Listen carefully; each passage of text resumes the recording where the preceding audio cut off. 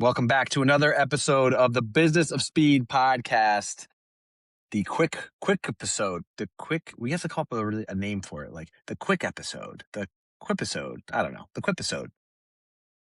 Ooh, I like that. The Like it's quippy. quipisode. It's a quippy. Hola, Lali. Hola, Vincenzo. How are you? I'm recovering still from that Monaco Grand Prix weekend, which I know we're going to talk about a little bit today, but also because we've got some fun guests coming up. This week, we're going to drop an episode with Karun Shandak. And then next week, we have Alwyn Springer. So looking forward to getting those episodes out into the world. They're in the can now, getting worked on. But yeah, let's talk a little bit about Monaco because we are probably a couple of days late on that already. But it's okay. I think it's evergreen at this point. I want to know what you thought about it. Just It what is did you think about the evergreen. race? Was the Monaco? I So asked this on Twitter all the time. Was the X race a good race? Was the Monaco Grand Prix a good race, Lali? think personally it was, and you can at me all you want, people out there on the interweb. I liked it. I thought it was exciting. We had a red flag.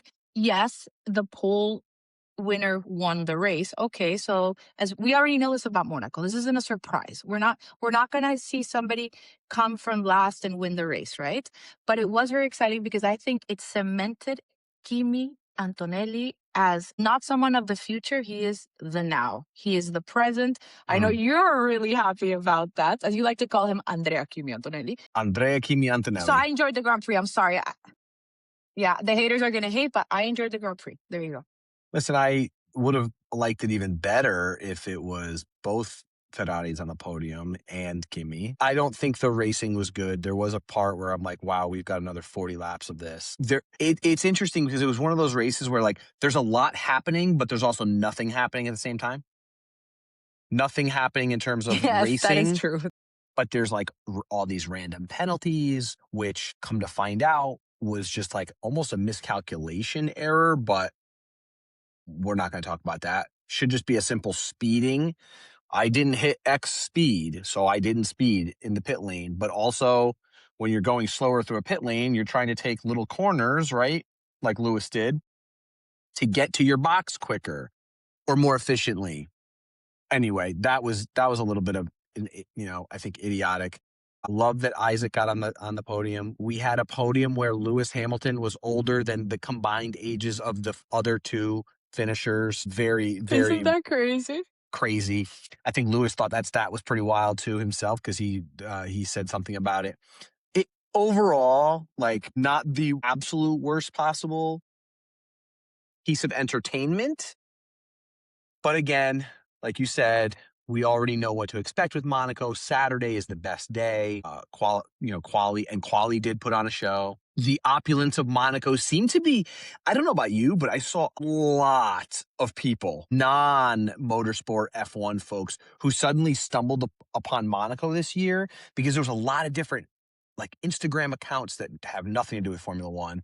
There was a lot of different like news outlets in general that were like the Monaco Grand Prix, the place to be. And the shot of all the yachts out moored way out, this is the Monaco Grand Prix. Like, where is all this money coming from? As if people like just discovered this race. I thought that was really interesting. I don't know. Did you see any of that? I heard you talking about it. I saw some things you posted. I personally didn't. I think your algorithm perhaps is different than mine. I didn't see that as much. I saw more of like depressed George Russell accounts. Saw a lot of that and too. A lot of Kim Kardashian. So I think my algorithm was based on that. But I just want to say something and we should be happy. So Ferrari is looking genuinely competitive, right? Like they are sort of coming back. Mercedes seems a little bit unstoppable now. They won every Grand Prix this year. But I'm really starting to feel hopeful about Ferrari, about Lewis. I think that's why I enjoyed the race too, because I really love to see Lewis do well.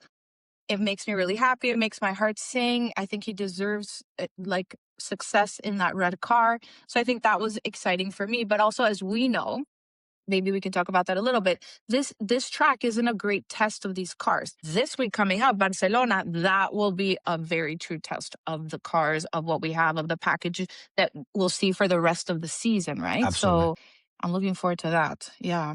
So two questions for you. Well, one question for you. What do you think about George Russell's comments? And we'll start there. What do you think about George Russell's comments? He made a few comments, one of them being about the car is suited to Kimi when, 4 races ago, he's talking about how much he loves the car. Now suddenly it's, oh, well, the car is suited to Kimi. And he also made comments around, just like, I think he made something about the setup in general. I forget the exact Yeah. words, but what's your take? So my take is this. First of all, the cars wasn't created to suit anybody because it's a brand new car, George. So it wasn't it's not like the Max Verstappen thing where universally Red Bull creates a car that suits Max. This is a well-known fact. This is a brand new car from scratch, so it wasn't made to suit Kimi in any way. And so my initial thought was like, well, yeah, Kimi is younger, so he's probably better at video games, and this car has been known to be a little video gamey. So Yeah. maybe that's why it suits Kimi more. I do think that George can be a little bit whiny, and I think, or as the British says, whingy. And I think that perhaps, yeah, when he was doing great, he didn't care. When everybody else was complaining about the car, he was loving the car. So I just think it's a little bit of him starting to get frustrated with himself, with the situation. And I also think that they say heated things in heated moments, and things come out, and we get the sound bites. So I wouldn't read so much into it. We'll see what he says after Barcelona. Little There was a comment he made about in reference to Andrea Kimi Antonelli where he said, "If I was in Formula 1 5 years earlier, I would have been a double world champion already," or something along those lines. And I think, well, so I'll say two things. There's two thoughts around this. One, I think he's trying to play mind games, which Kimi picked up on and said, like, you know, he's not really falling for it. I think George is just trying to play mind games, which, listen, you know what? Any competitor would do, especially, hey, let me try and break this is the one person that you have a true test For sure. against in Formula One, right? Well, number one against yourself, but number two against your teammate. George is having issues on both right now. So how do you do that? What do? You play mind games, right? Nico Rosberg played mind games with Lewis. Like, they tried to play mind games. Prost and Senna played mind games. Like, it goes every teammate, Yeah. if there's competition there, right? If one is not clearing away, blowing the other one out, like, you try to play mind games. So I give him credit for that. But I will say, I also think he's being very, very, it's very telling to show where his mindset is, because now he feels like my contract's coming up. He's going to be Yep. fighting for a seat next season, right? He's not going to want a seat back at a lower end team. There's no seats available to him truly at the top flight teams, unless like Lewis retires and Ferrari wants to go that route, which I can't see right now, but who knows? So he's also in a position where he's kind of fighting for his F1 life. And I think the whining is going Yeah. to turn off a lot of people. That's my take. It's funny, you just made me think of something like very interesting that I'm just inventing right now. If, let's say, Stop George loses his inventing. seat, what do we what do we think about Toto buying out Lewis's contract and Lewis ending his career back at Mercedes? No, I That's don't all. see it happening. I see him going harder on Verstappen, if anything. I can't see, I don't see him wanting to reopen that, not wound, but like reopen that chapter. I just don't see that happening. Also, buying out a contract, like that's a lot. No, I know, and I'm dreaming. So just quickly to recap Barcelona, we have fast straights, fast corners. You think Mercedes is going to do great again? I think we'll see if the Mercedes package truly is what it is, and if, supposedly there was that loophole that got closed off, or whatever loophole that they had figured out early in the year. It had shut off at Monaco. So now we are in Barcelona, and we're going to see the true test of that. I do think they likely have the best package. I wouldn't be surprised by Red Bull either, though. Like, I think Red Bull does have a really good power unit, and I'd like to see how they handle it. I don't think they have the best chassis package, but I think we'll get a better look at their raw power. I think Ferrari's going to struggle because I don't think that we don't. I know that the speed isn't there, right? That the top end speeds. So I think Mercedes does end up. Kimi Antonelli ends up taking this one again, and quite frankly, Okay, give me your I don't top see an three. end on this We've kid. never done this. Top three. Give me your top Kimi, three.